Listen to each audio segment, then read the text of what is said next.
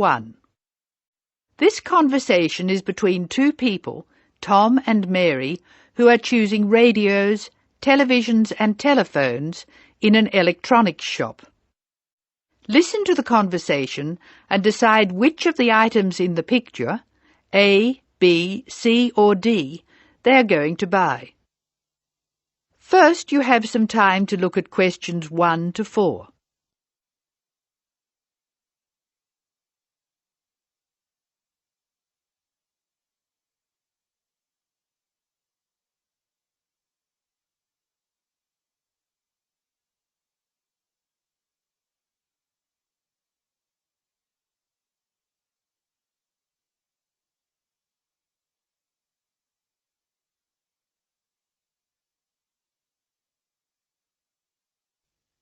You will see that there is an example which has been done for you.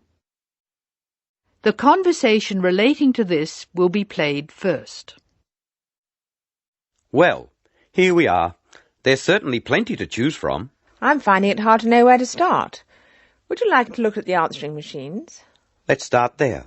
I like this one. We have a lot to buy, Tom. We can't afford to pay $129 for an answering machine.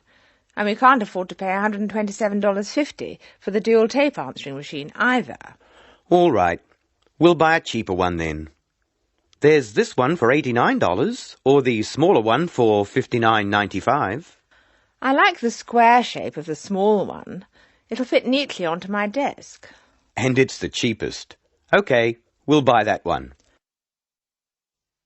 Tom and Mary choose the small square answering machine costing $59.95, the cheapest available, so letter B has been circled. Now we shall begin.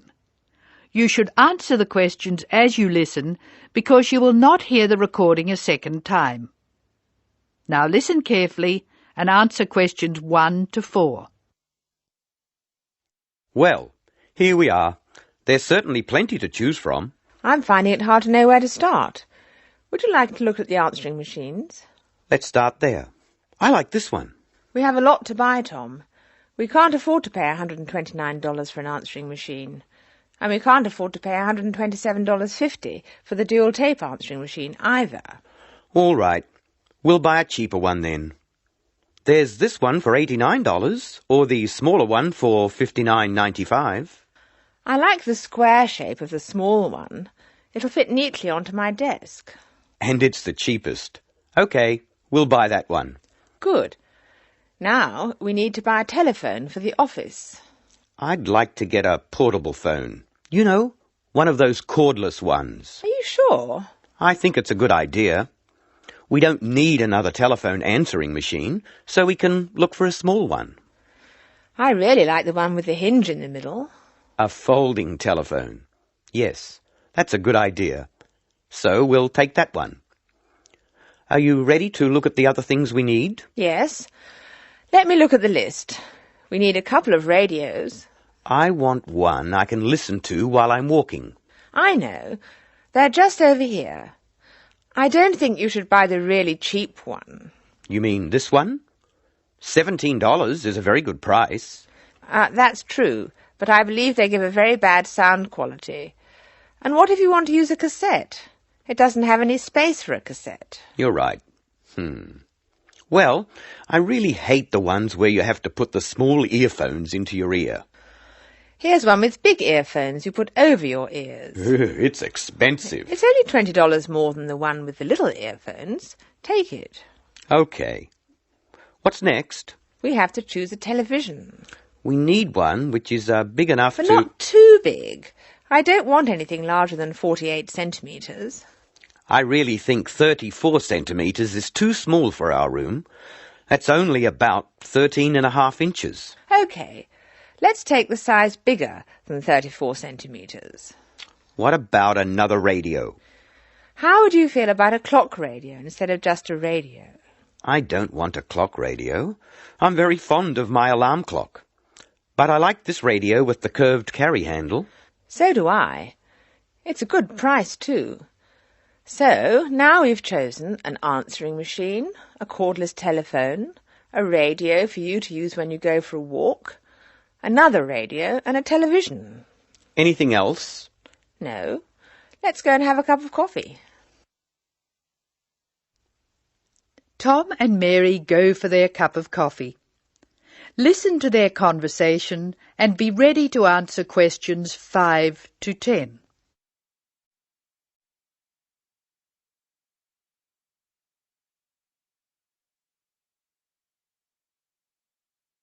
Now listen to the conversation between Tom and Mary and answer questions 5 to 10.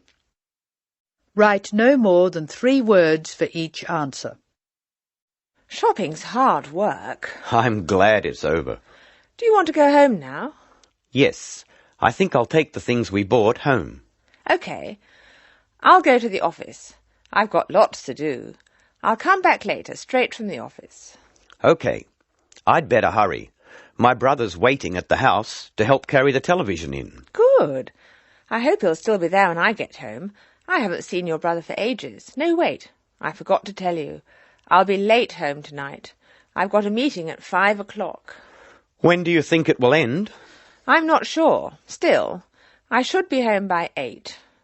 If I think I'll be later than 8 o'clock, I'll call you. OK. It's nice now that your office is in City Square. You don't have to travel very far at all. I certainly appreciate it. Taxi drivers always know where City Square is, too. By the way, are you going to watch People Are Funny on TV tonight? What did you say? What TV show? Oh, People Are Funny. Of course I am. I'll tell you what happened when you get home. I need something to laugh at. I'm going to the new office at Newtown tomorrow, and I'm not looking forward to it. I'd better go. Take care. I'll see you later. Bye-bye. That is the end of section 1. You now have some time to check your answers.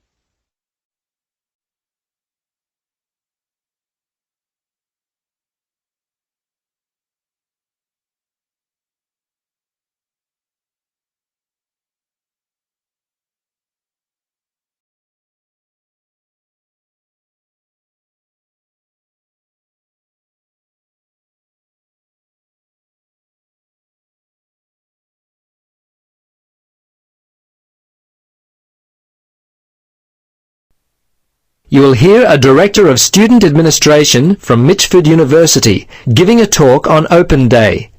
First, you have some time to look at questions 11 to 17.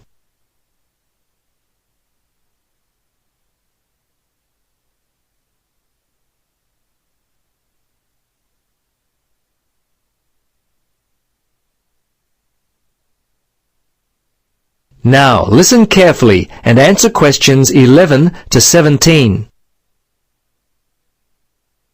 Hello to you all. Thank you for coming to Mitchford University's Open Day. My name is Jackie Alford, and I'm the Director of Student Administration. I must begin by passing on some late-breaking news. For the second year running, Mitchford University has been the winner of the prestigious Distance Education Award. As an online university, we are thrilled with this and thank our excellent staff for their dedicated work.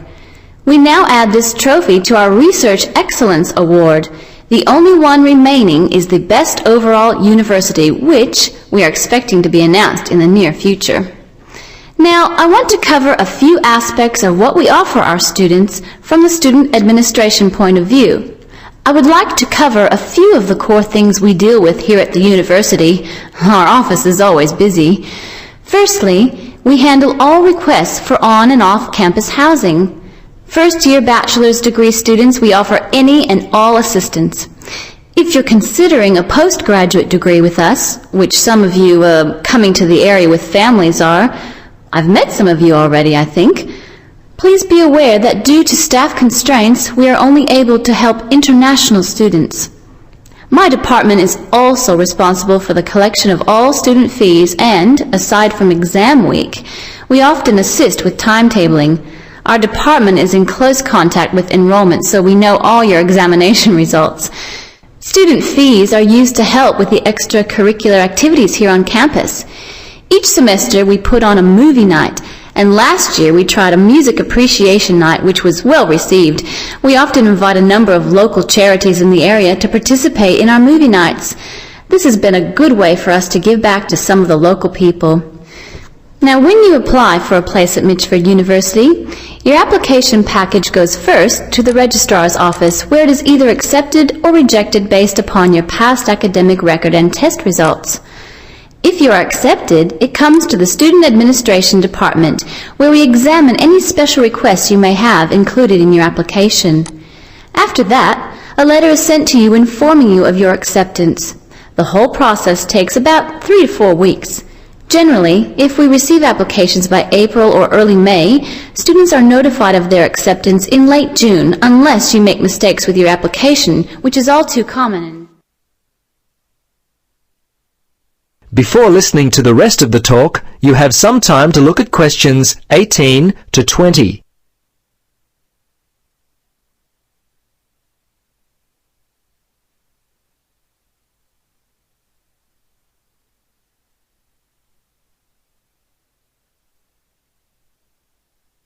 Now, listen carefully and answer questions 18 to 20. Yes, there are things we ask you not to do. Some people forget important information, believe it or not, and we get this most often. Some applicants forget to include a forwarding address. We can't send anything back to them. Another big one is forgetting to include past academic records. Hey, please don't forget them. We've had minor problems with people forgetting to include the processing fee, which stands at $45. Still others leave off the compulsory picture of themselves. Oh, yes, and perhaps the most common mistake people make is sending the application to the incorrect address. Please send the application to our post office box address. Okay, that's enough for me. Any questions? That is the end of section 2. You now have 30 seconds to check your answers.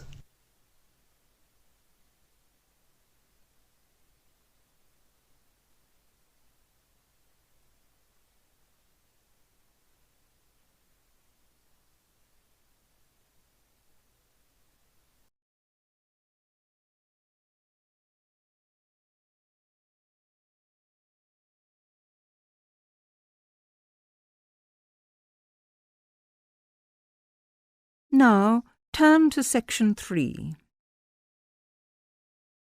Section 3. You will hear an interview about why conservation groups, such as Greenpeace, are interested in protecting whales. First, you will have 30 seconds to look at questions 23 to 31.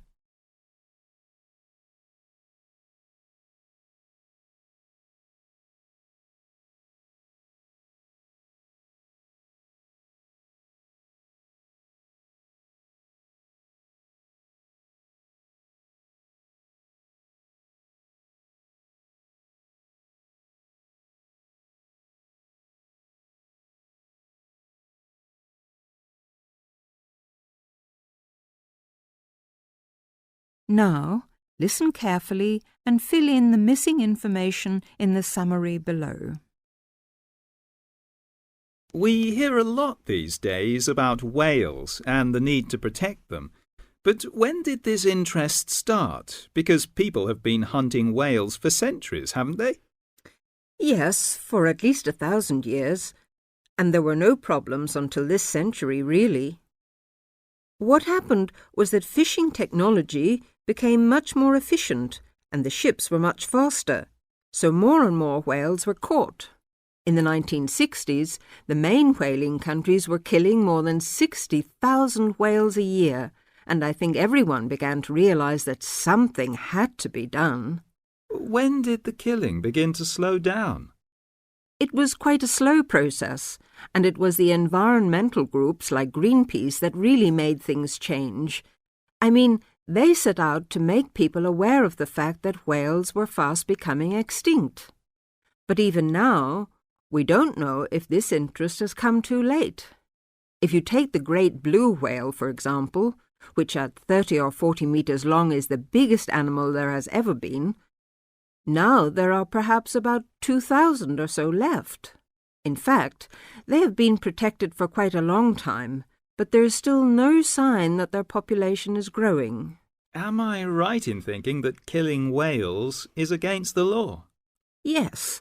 In fact, there was an international agreement to stop killing whales, but there are 3 countries which still catch whales, and they are Iceland, Norway, and Japan. In fact, under the international agreement, they're allowed to catch whales for scientific research, and they use this as an excuse to carry on as they did before. What do they use the whale for? In Japan, it's quite a popular kind of food, and it's very traditional. That is the end of section 3. You will have half a minute to check your answers.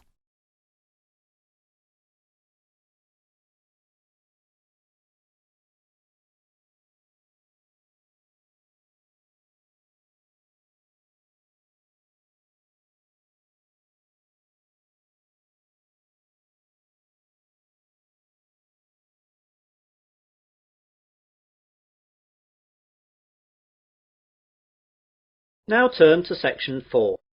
Section 4. You will hear part of a research methods lecture. First you have some time to look at questions 31 to 40.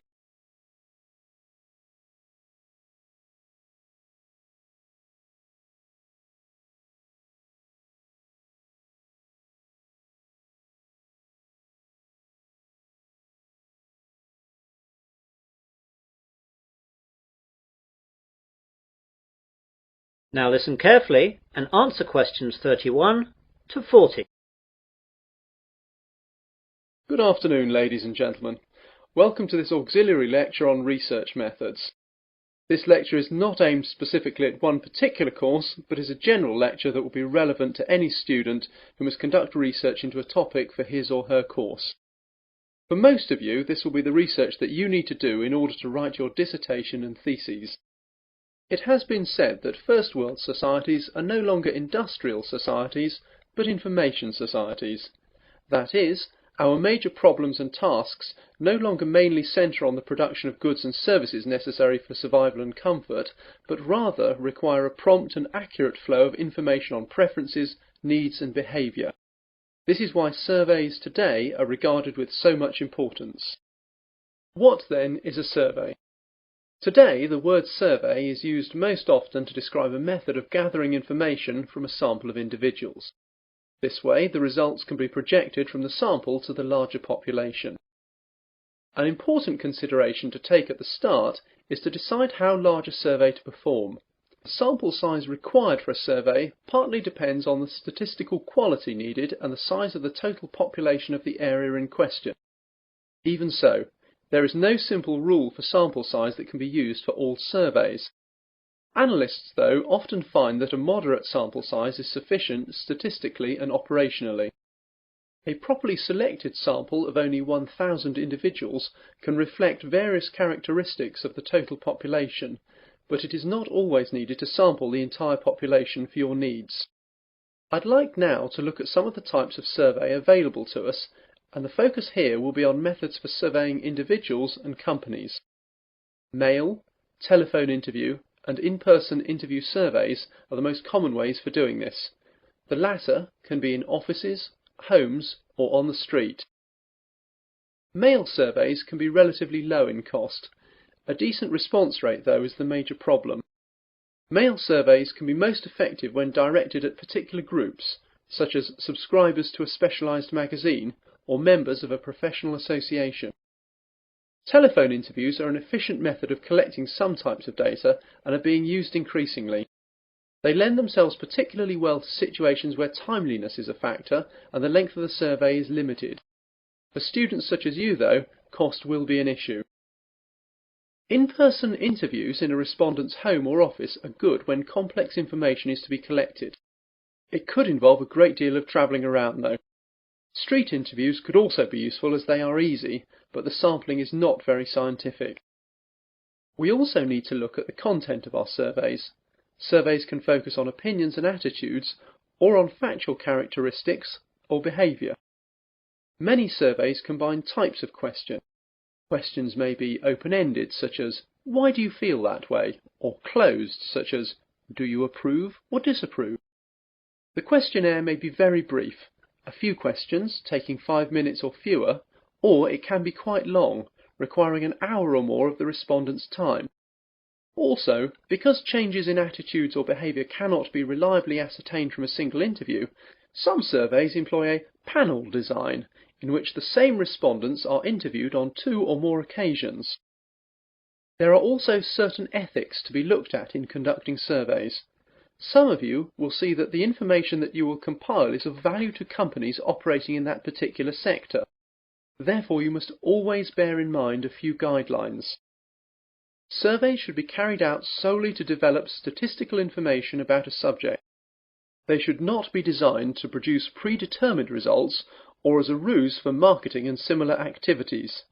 The industry standard for all reputable survey organisations is that individual respondents should never be identified in reporting survey findings. All of the survey's results should be presented in completely anonymous summaries, such as statistical tables and charts. That is the end of section 4. You will now have half a minute to check your answers.